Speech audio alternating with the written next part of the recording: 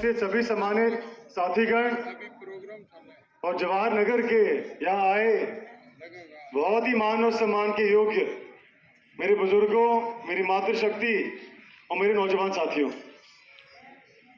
युग पुरुष स्वर्गीय चौधरी भजनलाल जी की कर्मभूमि और चौधरी कुलदीप जी की जन्मभूमि और कर्मभूमि आदमपुर को नमन करता हूं।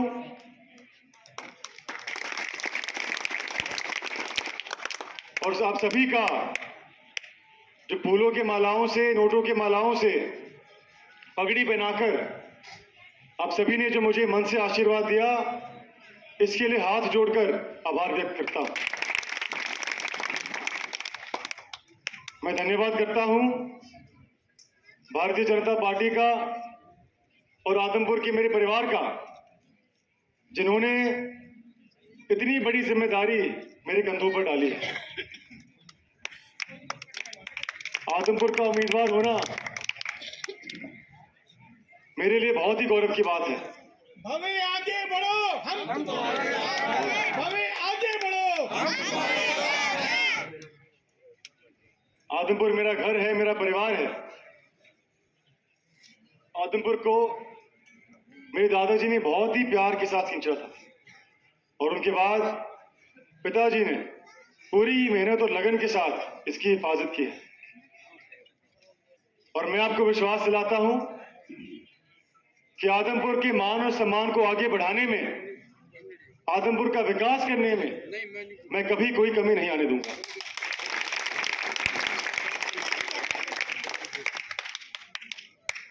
एक युवा प्रत्याशी होना मैं अपनी सबसे बड़ी ताकत समझता हूं, क्योंकि मुझ में ऊर्जा है, मेहनत करने की क्षमता है और एक नई सोच लेकर आपकी सेवा करने की इच्छा है। मेरा जो जीवन का अनुभव है, वैसे तो आप सभी से उम्र में छोटा हूं और अभी भी बहुत कुछ सीखना बाकी है, लेकिन आपके आशीर्वाद से जो शिक्षा मुझे प्राप्त हुई भारत में रहते हुए या विदेश में, उसका पूरा लाभ मैं आने वाले समय में आदमपुर को दिलाना चाहता हूं। जिस प्रकार से हिसार लोकसभा क्षेत्र के चुनाव में मैंने एक बहुत ही विस्तृत मैनिफेस्टो या संकल्प पत्र जारी किया था, ठीक उसी प्रकार से आदमपुर के उज्जवल भविष्य के लिए मैंने एक बहुत ही विस्तृत रोड मैप तैयार किया है, जो बहुत ही जल्द आपके समक्ष लेकर आऊंगा। और इसके अलावा भी जो समस्याएं हमारे हल्के की है, उनकी जानकारी मेरे पास है और आपके आशीर्वाद से आने वाले समय में आपकी सारी समस्याओं का समाधान करने का मैं हमेशा प्रयासरत रहूंगा।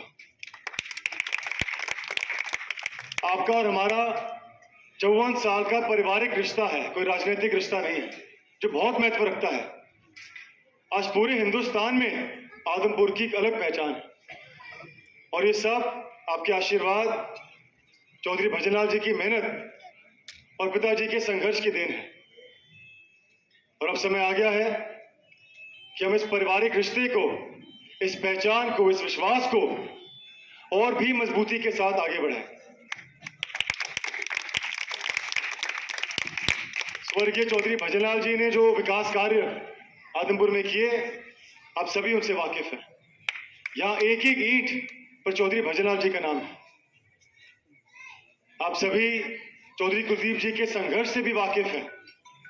हमेशा विपक्षी सांसद या विपक्षी विधायक होने के बावजूद जो विकास कार्य उनके दायरे में संभावित थे, मैं समझता हूं उन्होंने उनसे भी बढ़ चढ़कर काम किया। हर उचित मंच पर उन्होंने आपकी आवाज उठाई, आपके सुख दुख में शामिल रहे। जो फाटकी ना खुला जे कुलदीप जी ने वार तो बिल्कुल, लेकिन फिर भी उनके मन में एक तकलीफ थी।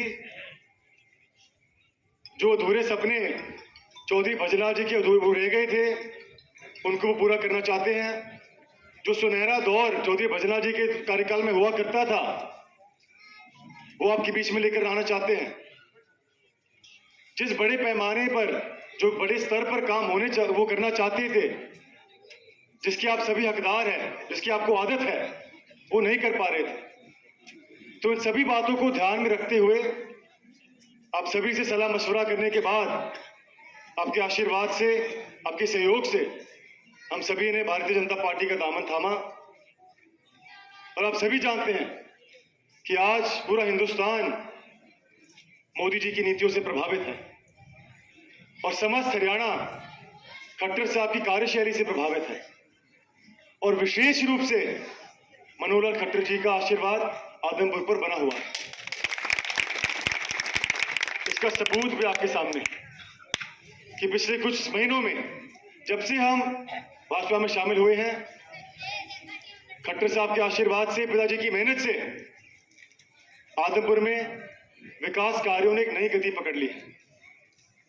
चाहे वो, जैसा कि उन्होंने कहा, आदमपुर के फाटक खुलवाने की बात हो, आदमपुर गांव को नगर पालिका से बाहर निकालने की बात हो, पासमंद गांव में जो महिला कॉलेज पर कब्जा था उस पर कब्जा हटाकर वहां निर्माण कार्य करवाने की बात हो, हमारे किसानों को मुआवजा दिलवाने की बात हो, मंडी आदमपुर में सीवरेज व्यवस्था का निर्माण दोबारा से दुरुस्त करवाने की बात हो, पीने की पाइपलाइन बिछवाने की बात हो, और हमारे पूरे हलके में 35 बड़े बड़े मार्गों का निर्माण कार्य करवाने की बात हो। इसके साथ साथ हमारे पूरे हलके में बहुत सी ऐसी परियोजनाएं हैं जिनको अंजाम देने का काम पिताजी ने किया है। ये मैं आपको इसलिए गिनवा रहा हूं, हमारा फर्ज है, हमने फर्ज निभाया है, लेकिन इसलिए बता रहा हूं क्योंकि जैसे मैंने कहा कि आज आदमपुर हलके में विकास कार्यों ने नई रफ्तार पकड़ ली और मुख्यमंत्री जी ने हमें आश्वासन दिया है कि आने वाले समय में जो जो विकास कार्य अधूरे रह गए हैं उनको जल्द से जल्द पूरा किया जाएगा। लेकिन उससे पहले साथियों, जैसा कि आप जानते हैं, चुनाव का डंका बज चुका है, युद्ध का ऐलान हो चुका है। तो मेरी आप सभी से प्रार्थना है, हमारा परिवार बैठा है और मैं एक बात जरूर कहना चाहता हूं, वैसे तो हमारा पीढ़ियों का साथ है, लेकिन जवाहर नगर में मैं भाषण क्या दूं क्योंकि मेरा परिवार बैठा है। विशेष रूप से मुझे आप सभी से लगाव है क्योंकि 2019 में मैंने मेरे अपने भाइयों के साथ, अपने मातृशक्ति के साथ बहुत ही नज़दीकी से काम किया था।